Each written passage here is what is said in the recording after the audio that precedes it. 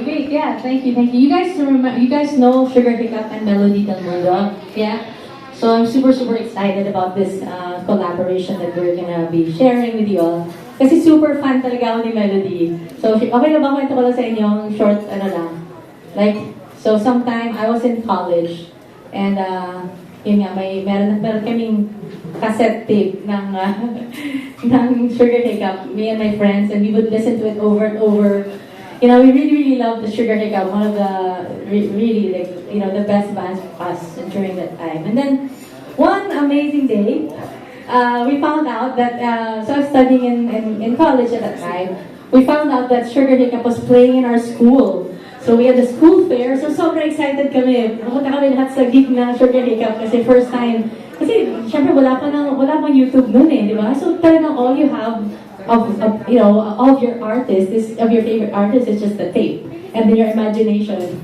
That's it. Walang YouTube, walang Instagram. Parang I'm so excited to finally get to see them in person, finally get to maybe, you know, be up close to them. So yun, so we went to the school fair and there are other bands playing. Dito muna kami sa likod, sa may malayo kasi open field kasi siya. So finally, na-announce na nila, you know, Sugar Hiccup! You know, so biglang tumakbo kami sa front. Talagang nakisiksikan kami para doon kami sa harap na harap. And then biglang nag-set up na sila. Tapos biglang sinabi sa microphone, hello everyone, we are Sugar Hiccup. We just like to announce that our lead singer, Melody, already left. And she migrated to the States. So, but then, of course, we still stayed and watched the show kasi we still love their songs. Pero talagang grabe, that was the night that we were gonna see Sugar Hiccup and she had just left. So talagang nag-ano kami, nagsalisi.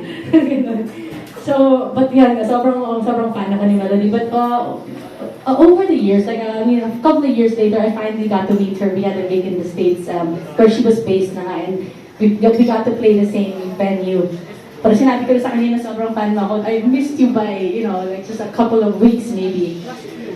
But then, ayun. And then, yeah, a couple of months ago, ano lang kami, nag-usap lang kami online and she invited, it was her idea, so sobrang honored ako na she invited me to be part of this song that she was writing. So we ended up writing the song together and making a song. So, ayun na, sobrang excited ako to share with you guys. The song is called Catch Me.